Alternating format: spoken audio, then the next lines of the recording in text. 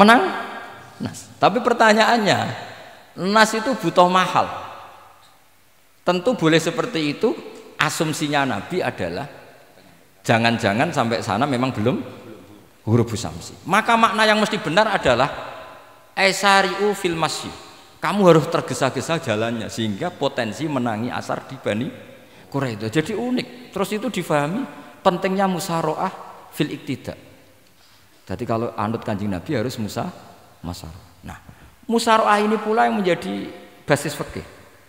Makanya ulama dulu kalau ngarang fikih itu gampang sekali. Kalau orang tidak paham aja nggak bakat wali. Sebenarnya fikih itu gampang sekali. Bagi yang gampang maksudnya, hamba tidak usah itu. Misalnya begini, Fathul Mu'in, Fathul Hab semuanya ngendikan wa yusannu nasyatun di sholatin. Jadi wa yusannu lan den sunatno apa nasyatun gumregah, semangat di sholatin krana ngadiri salat. Fa inna wa ta'ala zamma tarikihi, sama sih ingat takbirnya. Zamma itu ngritik sapa wa utawa modho sapa tarikihi, pakai jamak muzakkar salim. Tarikihi ing wong sing ninggal nasyat. Terus beliau mendalil qala ta'ala wa idza qamu ila sholati qamu kusala. Ciri khas orang munafik itu kalau sholat itu malas-malasan.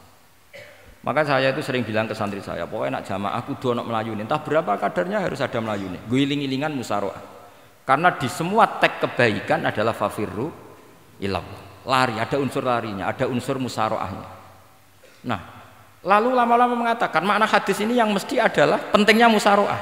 Nggak perlu berdebat tentang boleh nggak sholat qobla lusul ning Quraidah atau tidak. Tapi harus, karena begini, yang mesti salah begini, ternyata kayak melakukan santai-santai ngopi sih, rokok sih, jagungan sih. Nabi kira-kira bisa maklumi nggak ketika cara jalannya seperti itu kemudian matahari terbenam? Karena ini yang pasti salah. Paham ya? Karena nggak sampainya sana karena salahnya diri ngopi sik santai. Lah itu namanya fikih. Jadi fikih itu dari analisis yang normal. Makanya saya sering sekarang akhir-akhir ini sering kampanye kitab Sajaratul Ma'arif. Dan itu saya serius dengan kampanye itu karena dikarang oleh Sultanul Ulama. Jadi kalau di wali ada Sultanul Aulia, di ulama juga ada Sultanul Ulama, yaitu Syekh Izzuddin bin Abdis. Itu kalau ngarang fikih itu gampang sekali. Saya punya kitab beliau Qawaidul Ahkam.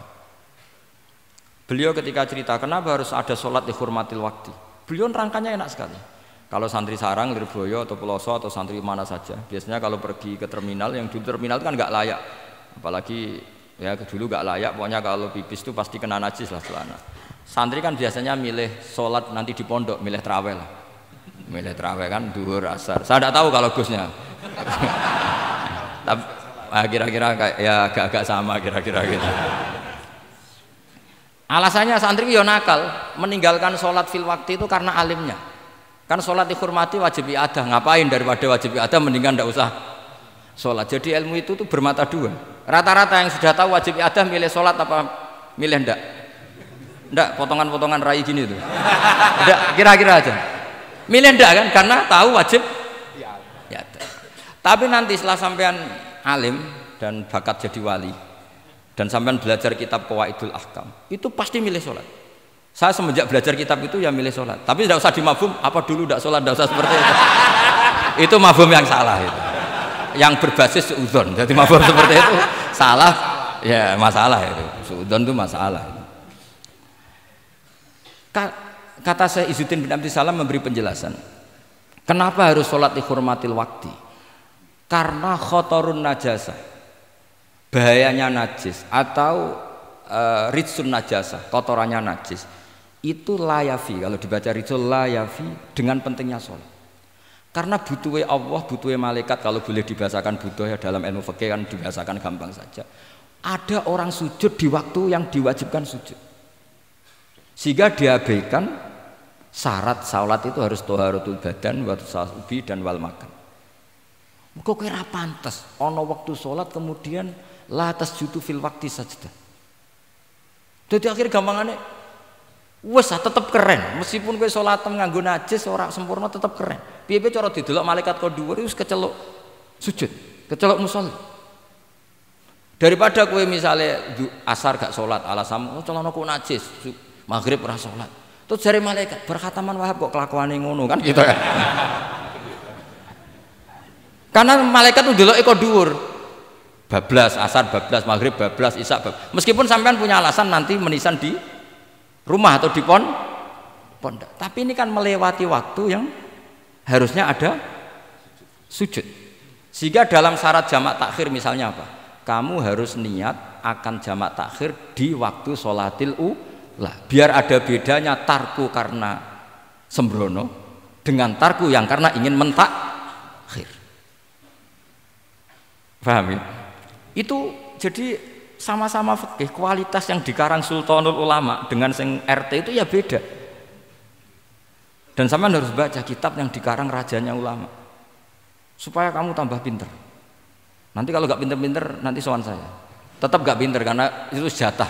Jadi, makanya ada usah sowan ya, nanti gak ngefek juga gitu. Itu Syekh Izzuddin bin Abdis Salam. Terus kemudian beliau mengebabkan itu detail sekali, yaitu di Sajaratul Ma'arif dibabkan di bab faslon la yutrakul haqqu li ajlil batil. Itu beliau bikin satu strategi fikih itu yang luar biasa. Misalnya begini, jihad atau perjuangan membela Islam itu harus kamu menyertakan orang-orang fajir, orang-orang fasik. Kenapa? Likuwatil Islam. Karena kesalahan orang fajir itu tidak seimbang dengan pentingnya syaukatul Islam atau syaukatul Muslim. Terus saya itu dulu ya iskal itu ya agak protes, tapi ini ulama wali. Sampai saya sholat berkali-kali, ya Allah, saya beri kefahaman tag ini. Kalau terpaksa beda, nanti saya mohon ketemu beliau, saya mau protes.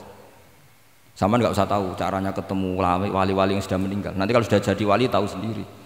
Jadi tidak usah tanya. Akhirnya saya sholat dan akhirnya faham tanpa ketemu. Karena saya bayangkan ketemu ya lebih sulit. Mendingan minta faham timbang minta ketemu. Logikanya begini. Misalnya Nyon Sewu kita di Daril Harbi, bayangkan kita di Daril Harbi atau zaman Indonesia dijajah Belanda. Saya ulang lagi ya, dalam konteks jangan sekarang, contohnya sekarang nggak perlu perang, zaman dijajah Belanda. Kita misalnya milih pasukan Hizbullah dan Sabilillah selektif, yang sholatnya benar, yang puasanya benar, yang toharohnya benar. Kira-kira dapat pasukan berapa coba? Nggak, jawab saja. Kan hanya dapat pasukan sedikit. Sementara misalnya Belanda bisa pasukan banyak karena tanpa seleksi. Di sini nih hebatnya Rasulullah SAW. Kata beliau, wal jihadu madin mundu ba'atsan ya Allah ila yaumil qiyamah sampai ila ayyuqatila akhiru ummati ad-dajjal la yubtiluhu jawru jairin wala adlu adilin. Sebagian riwayat langsung wal jihadu tetap wajib bun alaikum ma'akul libarin wa fajirin. Nah, penjelasan Nabi kenapa kita harus berjuang mengawal Islam meskipun harus ma'akul libarin wa fajirin. Ya kalau di isim fa'ilnya umumnya guru-guru kita baca barin, tapi untuk masdarnya untuk kebaikan bacanya apa? Birun. Nanti kamu protes, oh barun itu daratan Gus, kalau birun itu kebaikan. Aku itu macaku kamus luwes suwi bocah kok sembrono.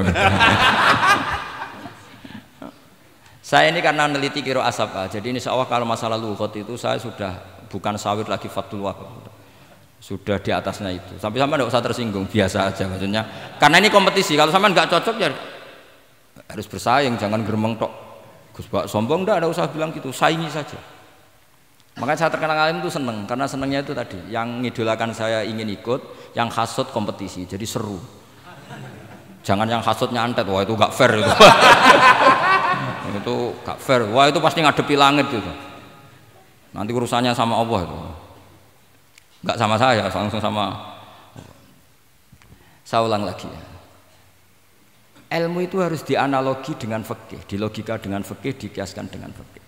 Sekarang misalnya ada orang sok ikhtiyat, wah perang kok ambek wong fasik gak enak gini-gini, wong fasik perilakunya gini-gini. Pertanyaannya adalah, kalau kita nyeleksi hanya orang soleh, kita dapat pasukan berapa? Misalnya zaman kita melawan Belanda. Sama sekarang kita ngawal pembangunan masjid, kadang yang nyumbang gak sholat, kadang yang nyumbang yang sewu hasil korupsi, kadang yang nyumbang orang-orang yang cara muamalah babal kedua. Itu coba kalau kamu tolak, potensinya gini, ini fikih sekaligus PR. Saya berkali-kali nyontohkan ini, sampean boleh tidak setuju, tapi nanti menghadapi saya di akhirat, tidak di dunia, di akhirat. Nanti kita sowan Allah bareng-bareng bener siapa? Loh tidak, saya tidak main-main. Karena ulama dulu, sampean lihat di Mu'in di Fathul Wahab, kalau sudah ngendikan ulama, wahada madhabun al-qawwahabi, ini madhab yang saya siap ketemu Allah. Jadi ukuran madhab benar itu bukan diputuskan di sawit Fathul Wahab, tapi madhabun sing al-qawwahabi. madhab yang saya ketemu apa dengan madhab itu. Misalnya gini, ada orang fasik lewat di depan saya, punya uang 1 juta. Delalah pas itu qadhafa fi qalbihi hubbal ulama. Misalnya. Pas itu delalah beliau senang ulama terus bilang gini, Gus Pak, uang ini tak kasihkan kamu 1 juta. Dia fasik, misalnya terkenal syaribul khomri. Saya ini menurut pertanyaan saya, ini jawab saja. Kamu salah nggak apa-apa. Wajib menerima apa, haram menerima apa, bebas, mubah. Ayo milih di polling. Nggak usah sungkan Gus Kausar. Ini beliau posisi senior. Milih nerima apa nolak? Wajib apa sunat? Sunat apa wajib? Nah logika harus terbangun begini. Kalau kamu terima maka akan dicibir. Malam nih Fathul Wahab tiga duit uang saya kok gelem, bolak-balik nak duit gelem aja. Itu juga masalah kan? Kiai latihan jatuh kan? Artinya posisinya tidak mantep-mantep amat. Aku udah kadung keramat itu. Saman jangan niru saya, aman udah itu. Bayangkan sampean yang latihan nyai itu. Tapi pertanyaannya kalau sampean tolak, terus ista'ana bihadhihi darahim lil maksiyah. Tak kena kiai ra gelem, tak kena demenanku. Dan hari itu andaikan dia tidak punya uang 1 juta, dia tidak bisa kedemenannya. Gara-gara sampean tolak, dia punya alat untuk maksiat lagi. Kalau seperti ini jadi haram apa wajib? Loh, berarti sampean harus gak jawab anut aku. Artinya sampean jawab kan terprovokasi saya kan? Terprovokasi narasi. Terprovokasi narasi. Itu kriminal untuk calon ulama gitu itu nggak boleh. Nah, logika ghanimah kira-kira seperti itu. Ghanimah itu normalnya haram. Normalnya haram karena ghanimah itu min amwalil kufar. Dan notabene amwalul kufar adalah bukan sekedar mukhtalithah, aksaruha mungkin minal haram. Tapi kenapa ghanimah dihalalkan di hadil ummah? Makanya Nabi ketika ngendikan uqtitu khamsan lam yu'tahunna nabiyyun qabli, termasuk beliau menyebut wa ukhillat li al-ghanaim, termasuk saya 5 hal yang Nabi sebelumnya enggak dikasih, saya dikasih. Di antara beliau nyebut wa ukhillat li al-ghanaim, ghanimah itu halal untuk umatku. Itu kan kenapa Nabi menyebut itu? Karena normalnya ghanimah itu haram karena min amwalil kufar. Tapi kenapa dihalalkan? Saya pernah ditanya seorang dosen, kenapa itu halal Gus? Saya itu kok nggak nyaman. Karena ini jenis orang ikhtiyat. Terus saya bilang gini, andai kan kamu digarong sama garong, kemudian garong itu bawa senpi, bawa pedang. Karena kamu merasa itu tidak milik kamu, monggo gadane jenengan beto malih. Wah ya tidak bisa Gus, nanti dipakai garong lagi sama amwalul kufar. Andaikan lau a'tainahum, andaikan kita kasihkan lagi ke mereka, maka akan dipakai isti'anah, dipakai pertolongan atau alat untuk kekuatan kekafiran mereka. Di sini sirinya kenapa ghanimah menjadi halal. Tapi kenapa Nabi sebelumnya kok dikatakan haram? Karena logikanya memang haram. Itu hebatnya Allah SWT sama para kekasihnya. Ada kekasihnya yang dipilihkan haram, yaitu Nabiun qabla Rasulullah SAW. Karena normalnya memang haram. Ada Nabi yang fikihnya lebih dinaikkan lagi, yaitu dihalalkan supaya harta ini tidak dipakai i'anah alal maksi.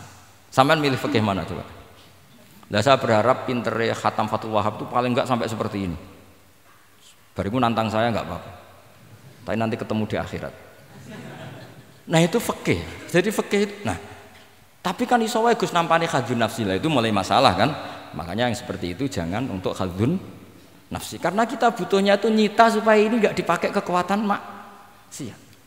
Jebule mbek kon malah ngopi rokokan. Nah, ini orang kan terus curiga jebule nek ambek dhuwit ya do gelem. Buktikan kalau Anda tidak pakai. Kamu terima sebagai penyitaan, tapi Anda tidak pakai. Wah itu hebat. Tapi kalau kamu terima wajib, kemudian kamu pakai poya-poya, wah itu ya fikihnya benar, kelakuannya ra benar.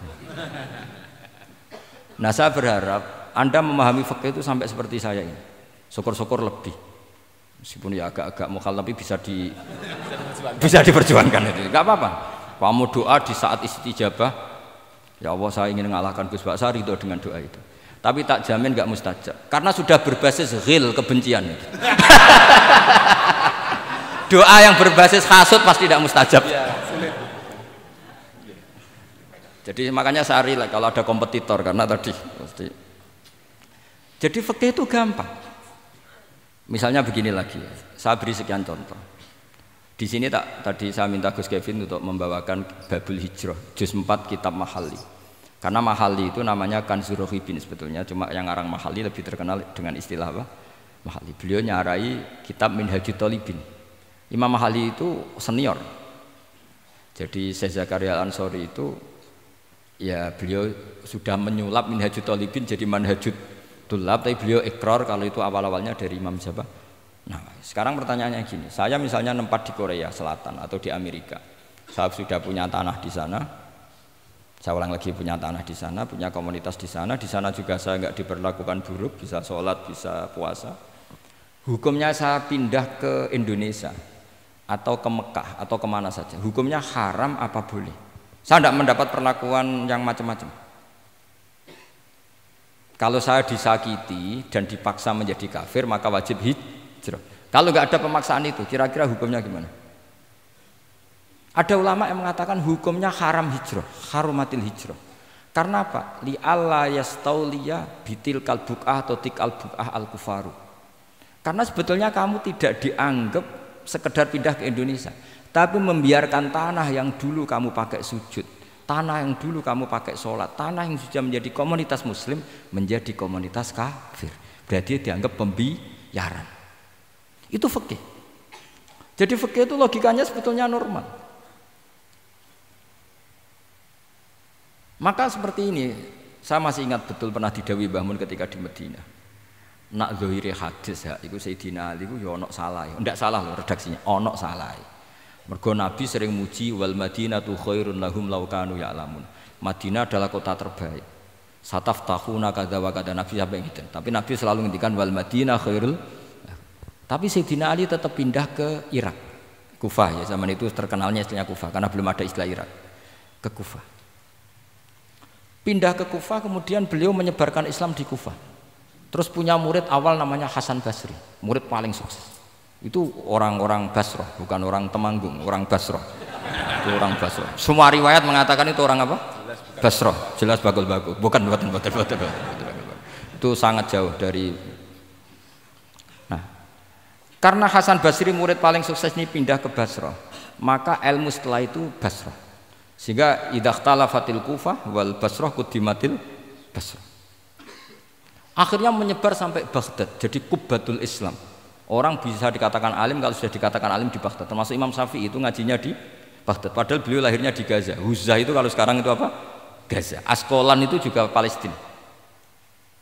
Nah, dawe Mbah Mun. Tapi Sayyidina Ali ku wong alim. Saiki nak wong Islam tengok-tengok ning Madinah berarti membiarkan bumi Allah di sana-sana itu tanpa ada Islam. Akhirnya Sayyidina Ali tidak mengikuti dohire hadis. Tentu Nabi Sayyidina Ali pasti mengikuti hadis, tapi hadis wal Madinatu khairul lahum law kanu ya'lamun itu ada konteksnya. Keluar dari Madinah linasril ilmi itu juga ada konteksnya. Sehingga kenapa dulu ketika Futuhat, saya ulang lagi ketika Futuhat, itu banyak sahabat yang sudah di Madinah mapan, ketika Mekah sudah takluk 100%, sama Sayyidina Umar ditawari, halla raja'tum ila Makkah tatufuna bil baiti kada wa kada wa fadliyatu sholat fil haram ka alfi sholatin fi, itu dipuji-puji. Mbok yo pindah ke Mekah, Mekah sekarang sudah milik kita, sholat di Mekah itu ka alfi sholatin kada wa kada. Tapi kata para sahabat yang sudah di mana-mana, di Persia itu kalau sekarang Iran, di Lebanon, di Syam kalau dulu, kata beliau-beliau itu paling banter kalau saya di Mekah ibadahnya tawaf, tapi kalau di negara-negara ini adalah nasrul Islam. Wa nasrul Islam itu da'bul ambiya bihada ursilatir rusul, karena nasrul Islam itu para rasul diutus. Akhirnya mereka terus hidup di mana-mana, termasuk muridnya Sayyidina Ali. Menurut sebagian cerita terus pindah ke Baros itu. Kemana? Baros. Jadi Islam pertama di Indonesia itu muridnya Sayyidina Ali yang di Sumatera itu. Nah, pertanyaannya adalah, kalau kamu punya murid atau anak pamit mau kuliah di Jerman atau di Australia, kamu milih melarang apa menyuruh? Kalau melarang, kalau menyuruh takut katut perilaku barat. Kalau melarang berarti kamu membiarkan Jerman tanpa ada yang sujud. Padahal semua bumi diciptakan Allah, ju'ilat lanal ardu kulluha masjidan. Lah itu fikih. Fikih akan berdebat untuk hal-hal seperti itu. Ini saya beri contoh. Ini masih ada waktu 10 menit. Ya, jangan lama-lama nanti malah bingung. Yang bingung tidak sampean tok, saya juga ikut bingung nanti kalau kelamaan. Tidak supaya ini logika ini apa? Logika fikih ya, fikih yang sekedap ini tadi sudah halaman 227 ya. Ini tidak supaya sampean tahu, karena saya pernah belajar detail ya tentang Mahalli sama Qalyubi. Ini kalau di kitab ini halaman 227 ya. Tentang juz 4 ya, halaman 227 juz berapa? 4. Saya beri contoh ya, ini supaya clear ya masalah posisi kita.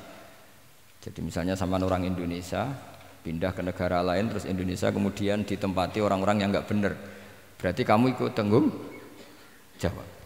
Saya baca Bismillahirrahmanirrahim.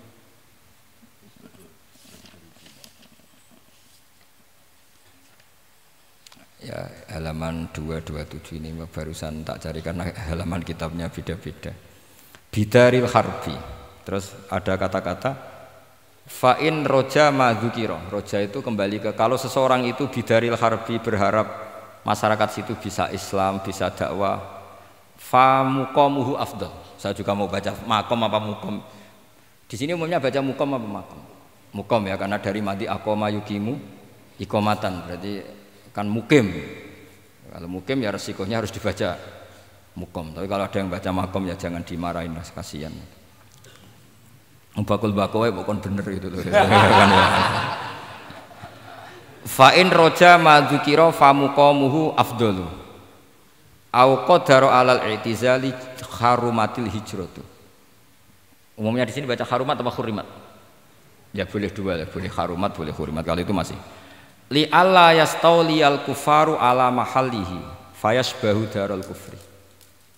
Jadi artinya gini, misalnya saya di Jogja misalnya, atau di Jakarta atau di Batam, di situ atau di Papua, di situ kamu merantau di sana sudah bisa menciptakan komunitas Islam. Kemudian kamu pindah, itu bukan dianggap pindah secara mubah karena kangen keluarga, enggak, tapi ada masalah. Setelah kamu pindah ini yang menghuni siapa? Jangan-jangan min dari sujud ila niklab misalnya. Itu fikih. Jadi fikih itu sebetulnya normal saja. Tapi karena kita baca tidak detail, terus kayak apa gitu, kayak fikih itu aneh semua. Dasar gak bakat alim. Jadi sebetulnya fikih itu normal. Makanya kembali ke tadi, kalau orang alim tidak mau izharul ilmi, fa alaihi la'natullahi wal malaikati wan nasi ajmain. Misalnya saya ini terkenal membawa Islam yang mudah, yang menyenangkan.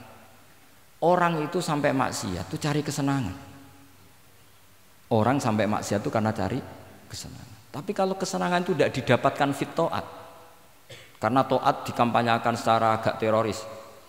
Kamu sholat tidak mesti diterima, karena baju kamu nggak mesti semuanya halal. Sujud kamu tidak mesti diteror, sehingga orang yang sholat itu, sholat ya mesti ditompo, mendingan nggak sholat. Kita ini kan mikir seperti itu. Coba nyuwun sewu, kalau orang-orang Kristiani, kalau kampanye gimana? Setiap orang mati bersama Bapak di surga. Sementara kita sudah kiai mati masih didoakan ingkana muhsinan. Itu murid kita loh. Itu kan gak sopan sekali. Murid dongakno gurune ingkana muhsinan. Gurune kok muhsinane ditaklek ingkana muhsinan. Cara aku dadi gurumu sembrono guru darane. Susah apa sih muni kana muksinan ije dikein. Itu kan saya belum pernah doakan Mbah Mun gitu. Kalau saya mendoakan beliau supaya diampuni, doa saya tak rubah gini. Ya Allah antal ghafur wa anta dzu maghfirah. Maka sepatutnya jenengan mengampuni guru saya. Jadi saya tuh kalau bilang ingkana itu kayak gimana gitu. Tapi ini urusan daud ya, sampean nggak boleh protes. Tapi sanate ngono Gus, kitab-kitab ngono, sampean ngerubah sanad. Ya saya kalau nggak bisa apa-apa kalau sampean protes gitu. Sampean ngerubah adab kalau gitu. Nak protes-protesan. Lu coba misalnya Syekh Abdul Qadir Jailani itu Sultanul Aulia loh. Terus beliau misalnya wafat di pelosok. Terus kamu berdoa ingkana muksinan coba. Ini ketuane wali di ingkana. Boyo wong ndek akhlak sithik gitu maksudnya. Wong sak donya iku ya tabarraku bi. Ya tabarraku nabi. Saiki ditaklek ingkar. Saya tuh belum pernah doain guru-guru dengan, meskipun saya tahu itu doa yang Karena pilihannya gini, misalnya sampean protes, Gus wong sanate ngono. Jangan-jangan mancen apalam mau ikut tok.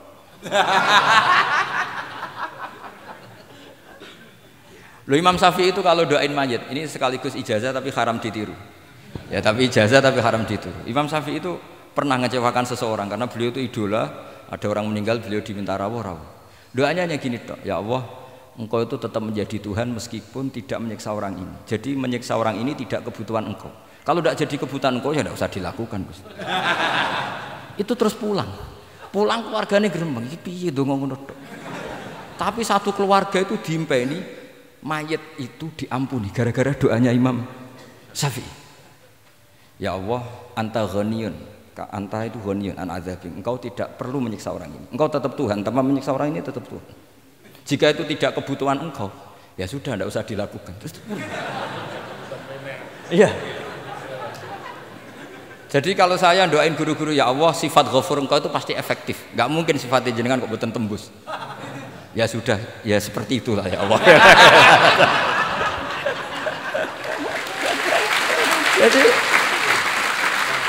jadi itu urusan daun, sampean nggak boleh protes.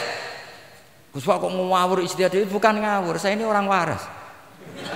Punya rasa takzim sama guru sama para wali. Sementara kamu yang berdasar sanad tadi, jangan-jangan menghafalan kamu hanya itu.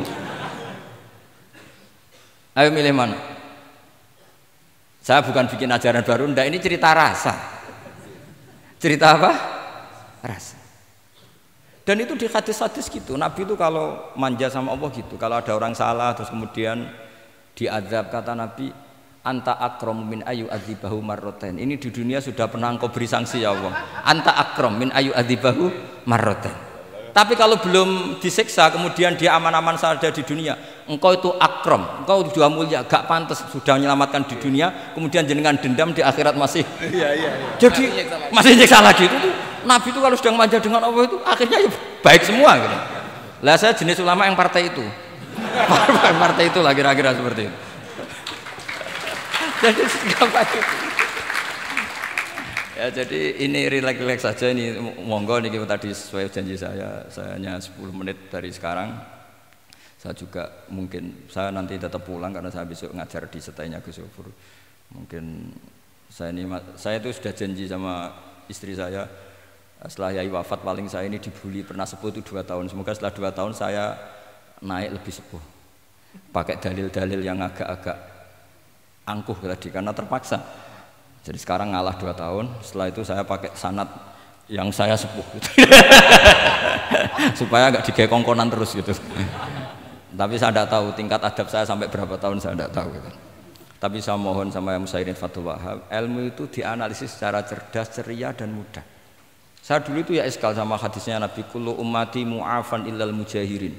Semua umatku dimaafkan asal ketika dosa itu enggak cerita kalau dosa. Saya dulu jenggat. Orang dosa cerita dosa itu kan kesannya jujur baik gitu. Tapi setelah saya pikir-pikir itu bener Kanjeng Nabi. Misalnya sampean cerita ning anakmu, lihat zaman mondok peloso sering nak marung utang gak bayar ya biasa. Ya biasa sekolah gak munggah. Itu jujur apa mengajarkan? Mengajarkan. Suatu saat anak sampean goblok, persis bapak. Maka penting, tidak jaru itu penting. Makanya kata Nabi, semua umatku diampuni kecuali yang cerita-cerita dosanya. Karena dengan cerita itu artinya apa? Misalnya sampean zaman puber pacaran, terus kamu cerita, "Ya aku dhisik untuk ibumu ya pacaran." Oh, tak goncekno ngalor ngidul. Itu jujur, tapi suatu anak kamu pacaran kan alasannya apa? Niru bapak. Tapi nak kamu sok suci, pacaran haram. Oh. Pak, lah kowe kok untuk ibu. Wah, itu pangeran peparinge. Lho kan yo ora bodoni, wah iku peparinge pangeran. Gak pacaran Pak, oh pacaran haram tuh. Kena muni ora kan bodoni. Pacaran haram tuh. Aku untuk bojo peparingnya Allah. Wah itu dimaafkan malah itu. Lo coba nyuwun sewu, ini analogi ya nyuwun sewu. Kalau andekan semua yang pernah zina itu ngaku zina, kalau itu jumlahnya 1000 saja, 1000 itu punya keluarga. Satu orang minimal punya keluarga 10, akan dipakai justifikasi kalau suatu saat zina berdasar pernah Pak D-nya atau Pak L-nya, iya enggak?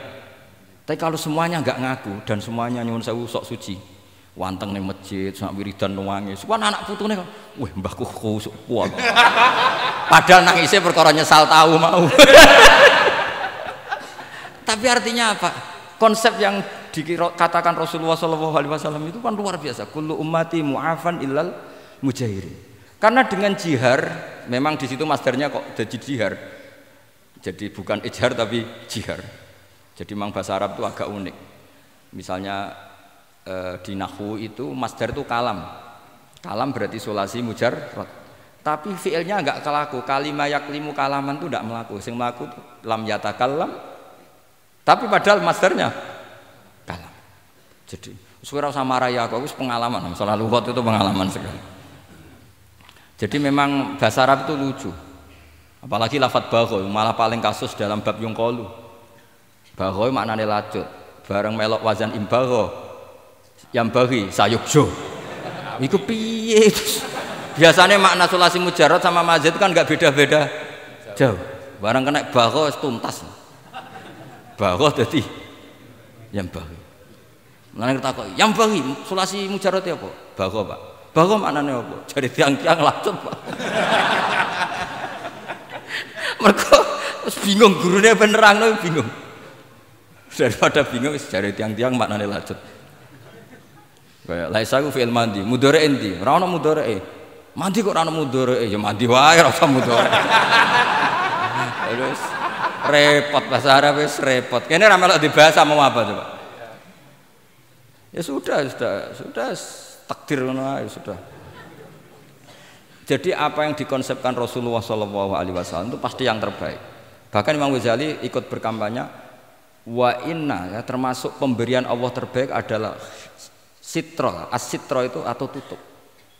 Jadi hifdzul qaba'ih menjaga supaya keburukan kita tidak kelihatan itu termasuk kebaikan. Bukan dianggap tidak jujur karena tadi kalau semua keburukan kita tampakkan maka akan menjadi masif.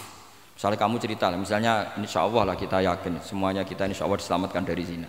Misalnya cerita dosa yang kecil-kecil saja. Misalnya ini pondok utang rambayar atau rokokan, gak jamaah. Terus kamu ceritakan anak kamu, itu bukan jujur, mesti sebagai alat. Jadi orang anak kamu, wah disanggup, cocok. Suatu saat aku goblok kayak bapak. Aku di sekolah cung sering ramunggah. Anakmu mondok tenang, santai. Nah ramunggah dalile bapak. Tapi nak kowe cerita, mondok meniti pelosok. Pirang tahun pak? 10 tahun. Kepengen ngit mayai, kepengen mondok susu ben barokah. Munggah terus pak, munggah.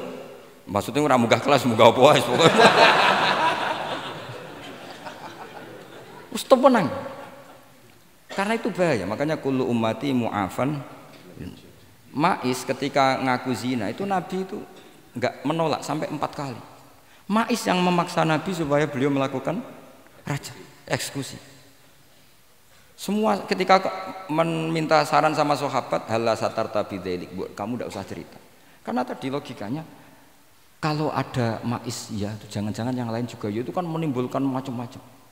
Itu hebatnya Islam, malah kita diajarkan awamastur aurati wa amin rawati. Kayak apa baiknya Islam? Tapi kita sekarang karena tidak baca hadis, lalu ada gerakan jujur. Mari semua meresapi dosa masing-masing. Kamu pernah ini istighfar terus nangis. Jebule gerakan ngono iku ya nyun sewu ya ono duwike kan yo repot. Tidak usah seperti itu. Ikuti hadis Rasulullah SAW bahwa termasuk nikmatnya Allah Taala itu adalah tertutupi semua kesalahan-kesalahan kita.